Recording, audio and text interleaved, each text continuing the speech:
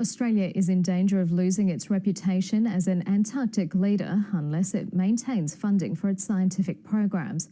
Experts have warned Australia's standing on the frozen continent has been eroded by years of underinvestment at a time when powerful new players are emerging. Jane Norman filed this report from Antarctica. More than 3,000 kilometres from the mainland, I'm on Australian territory in Antarctica. We claim 42% of the frozen continent, but the politics here is starting to heat up, and the government's been warned it cannot afford to be complacent. Having a polar presence is a big and costly commitment to supply, to map and to research. Australia's been doing it for more than a century and was a pioneering signatory to the treaty that still governs the continent.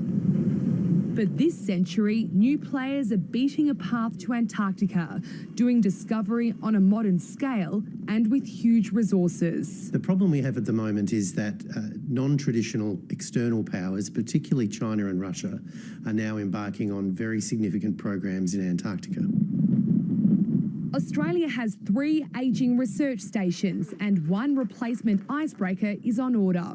By comparison, China's searching for a site for its 5th station, building a 2nd icebreaker and has plans for an Antarctic air squadron. The stated reason is science. The long-term goal, more ambitious. Here I would probably nominate China and Russia as being quite upfront about their longer-term desires to potentially exploit the continent.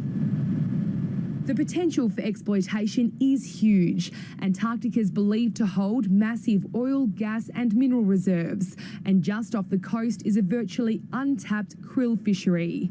None of it can be touched, but in a few decades' time, the global rules could be rewritten. We have always been able to take for granted having a peaceful and stable southern flank.